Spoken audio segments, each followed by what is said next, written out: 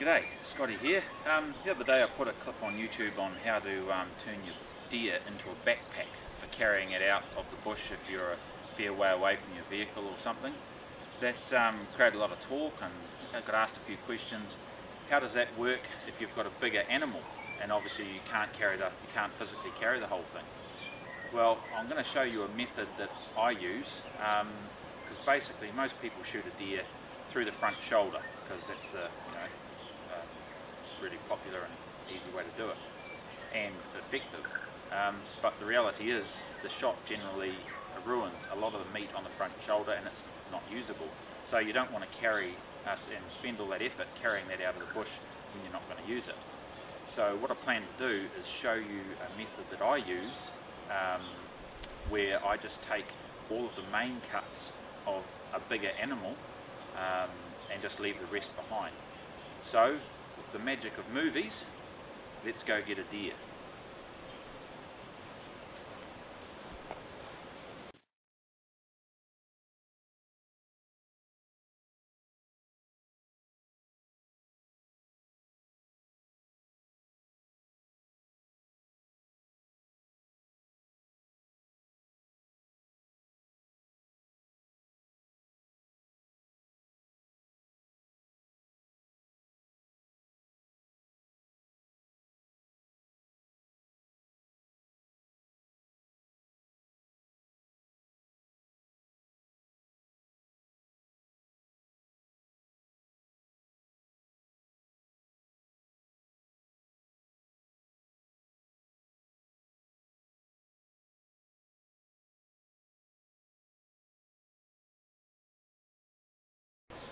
So, as they say in those clips, with the magic of movies, here's one I prepared earlier.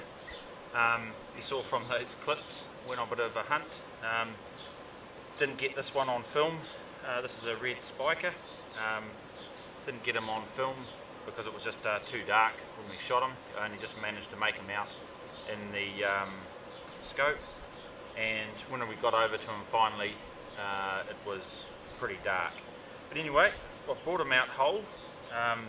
So what I'll do is I'll show you the method I use. I've already removed the hocks off the bottom of his legs because we don't need those at all. Now, my favourite piece on the deer are the back stakes. So what we're going to do now is remove them.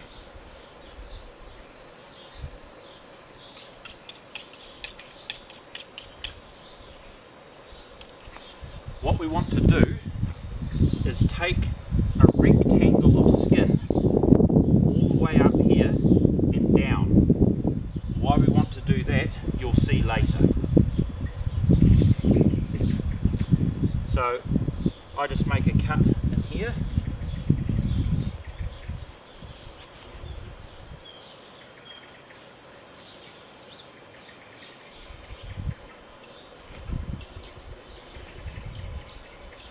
And I only bring it up to the flank, basically the beginning of his, the start of his hind leg.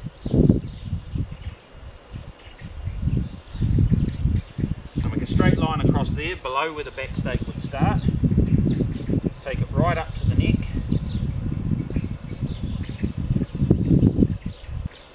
And then down across the top of his shoulder. Then we skin it back.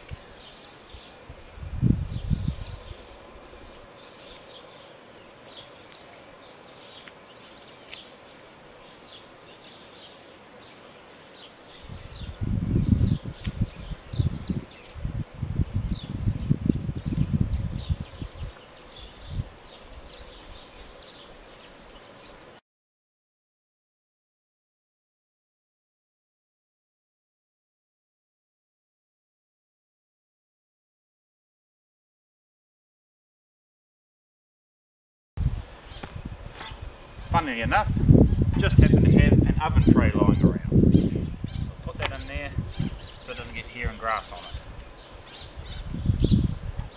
So then what we need to do, we want to flip the deer over and do the same on the other side.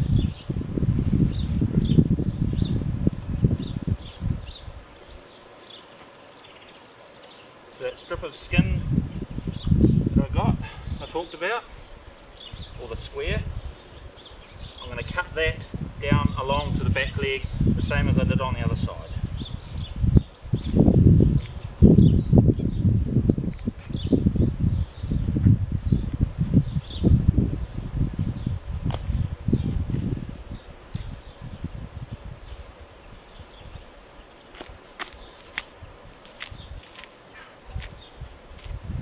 See, what I want to do is have that big triangle, a big rectangle of skin up by his back leg.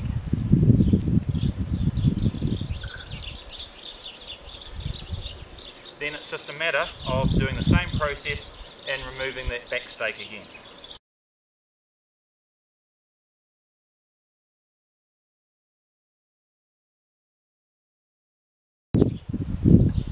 Back stake number 2.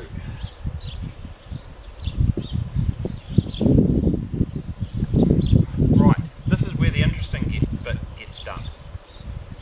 So I've got my square of skin. Get out of it, you mongrel. That square I'm going to split, and that's what's going to form our pack straps. See, I'm going to split that skin down there to make the 2 straps, but we'll get to that later. What we're wanting to do effectively is take the back legs off the deer, but keep them attached to the skin. So what I'm going to do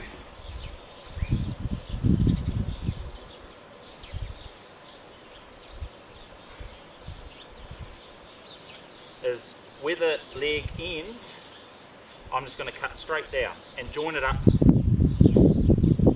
to the triangle of skin. So that's the triangle of skin that we cut off the back stakes. The leg ends there. Just like that. So what we're wanting to do now is effectively take the leg off the hip joint, but leaving it still attached to the skin. So you can see the cavity around the hip joint there. And if you make an incision in there, you'll soon see the ball joint from the leg exposed.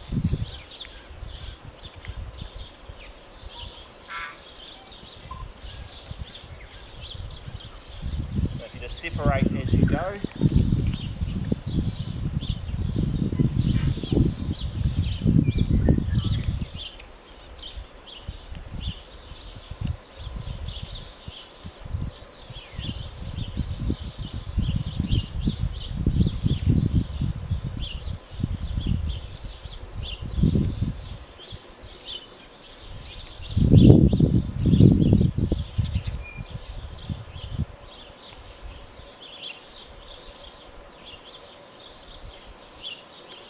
What you want to do is be careful when you're cutting the meat away from the hip that you don't go through the skin, because the skin is going to be what, see, I've just got through the skin there.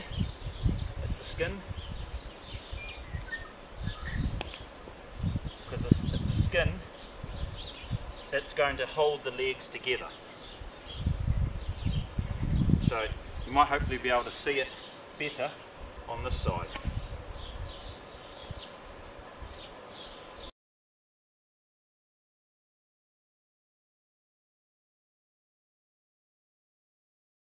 What you want to do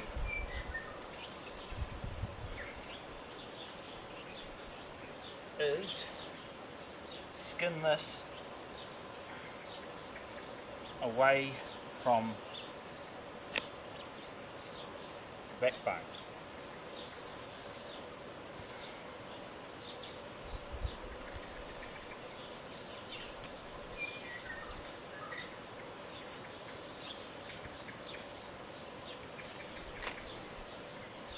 Which that just comes away with a bit of effort.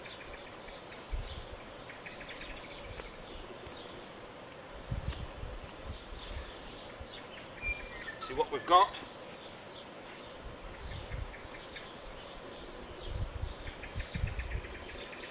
is our two hind legs, like so, and a strip of skin. So with this strip of skin, make an incision in the middle, and essentially cut it up into two. As I said, these become your pack straps. Then, at the end of each incision, you cut, at the end of each strip, you just make an incision. Be a couple of inches long. You'll soon see if you need to make it any bigger or smaller.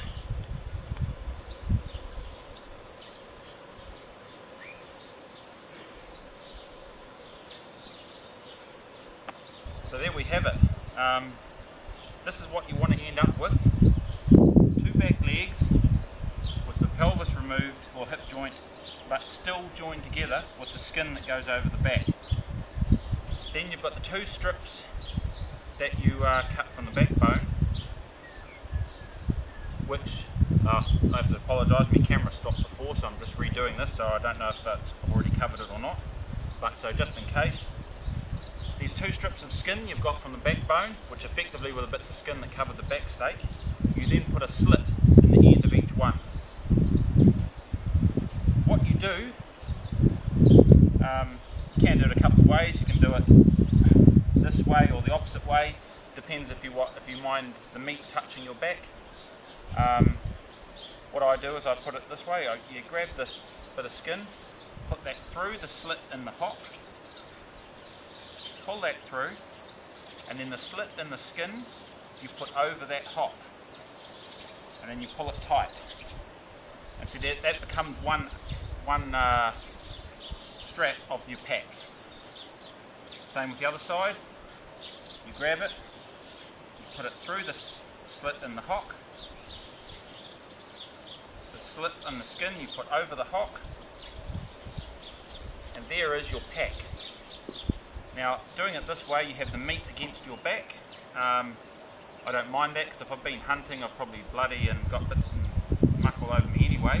If you do it the opposite way, then the meat you'll have the hair against your back, but then the meat will be exposed to everything on the outside, you know, your dirt, leaves and sticks. But at least this way against my back, I know it's going to keep clean. So it's just a matter of putting it on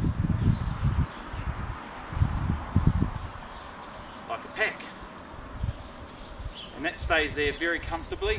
You can do everything you want, you can walk out and you hardly feel that at all. Another tip, the wider you make the strips of skin, the fatter your pack straps are going to be and the more comfortable.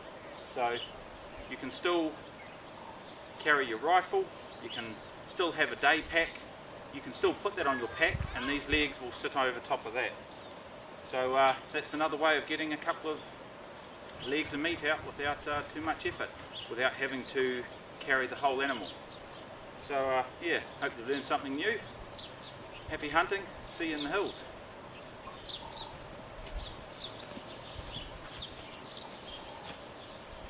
Back again. I bet you think you'd forgotten, or you thought I'd forgotten about the back stakes. Well, I hadn't. As I said, I'm always hunting no matter where I go. I've got a day pack on with all my camera, my spare ammo, my knife, my spare raincoat, etc. So that's what I put the back stakes in. I always carry a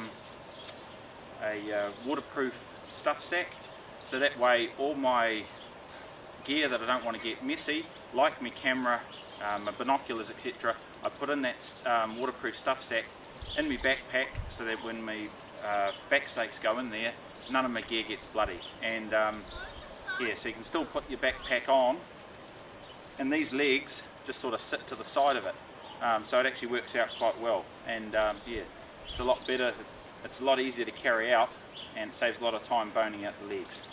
Alright, as I said, see you in the hills. Happy hunting.